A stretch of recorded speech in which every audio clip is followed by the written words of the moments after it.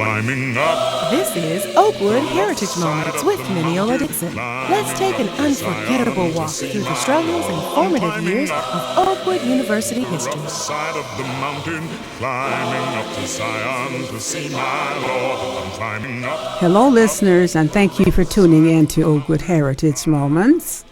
Oakwood University is an educational institution, and it is distinctly known as an institution which nurtures its students from very diverse economic, cultural, and social backgrounds, with character-building programs, with inspiring spiritual atmosphere, with stimulating academic programs, and with reinforced social interactions.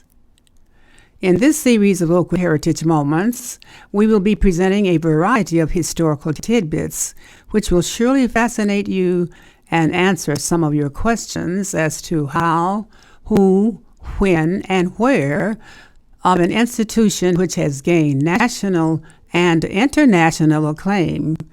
We're calling this series a smorgasbord of Oakwood's history, and we are dedicating this series to our new students and our returning students. Did you know that in 1931, student leaders at Oakwood College requested a new president, and they wanted that president to be a black president? They wanted many campus rules revoked, and they wanted better food. So they were allowed to appear before the Board of Trustees and make their request.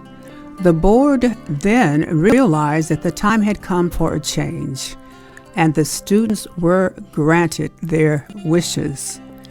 The board voted Caucasian Joseph A. Tucker out and installed James L. Moran in as Oakwood's first black president in 1932. And while you're thinking about that, let me ask you, did you know that Caucasians managed, taught, and led Oakwood College for 36 years before full-time leadership was given to a black man? From 1896 to 1932, these Caucasians gave dedicated service, made many sacrifices, demonstrated commitment, but their hard work came to an abrupt end with the demands of the student body and the supporting black leadership. Now, when in 1910 Principal Blake requested release from his Oakwood position to move to an area with better school opportunity for his children, the board appointed C.J. Boyd to be his successor. Having been at Oakwood since 1907 as a faculty member and farm supervisor, Boyd was well familiar with the school inside and out. Notwithstanding that Boyd had been elected principal in the autumn of 1910, his needs assessment of the school and of himself prompted him to begin his actual on-campus responsibilities not until months later in March of 1911.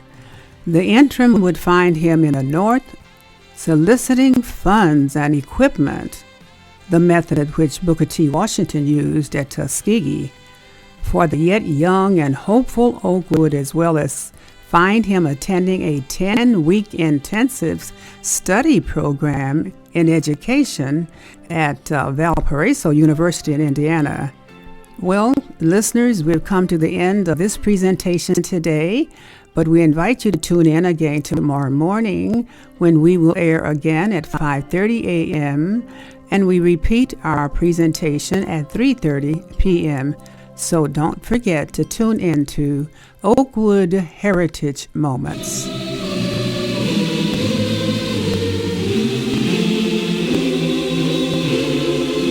I'm climbing up. You've been listening to Oakwood Heritage Moments with archivist Mineola Dixon.